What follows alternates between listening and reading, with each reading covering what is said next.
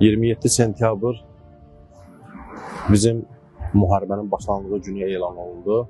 Yəni, mən o xəbəri eşidəndə həm sevindim, həm qürurlandım, həm də kədərləndim ki, bizim yaralılarımız da olacaq, şəhidlərimiz də olacaq.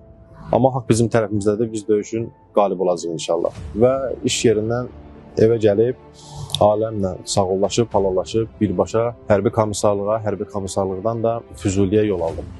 Füzuli istiqamətində, Xocavənd istiqamətində, Cəbrayıl istiqamətində, Qubadlı istiqamətində ağır döyüşlərdə iştirak elədim və Qubadlı istiqamətində mühasirə üçün döyüş yoldaşlarımızı çıxardarkən düşmənin minomyot mərmisi nəticəsində yaralandım.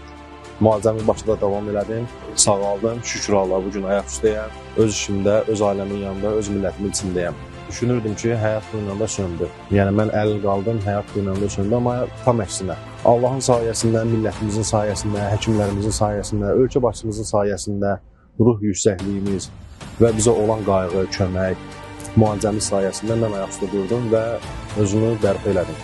Və bütün insanlara deyərəm ki, insanın əlilliyi ona məhdudiyyət yarada bilməz. Əgər qarşısında bir məqsəd qoyarsa, o istədiyi işin dalınca, istədiyi sahəyə, istədiyi bir yerə nail olacaq. Özümdən misal gətirirəm, bu günləri qazanxana operatoruyam və ailəmin, millətimin içindəyəm.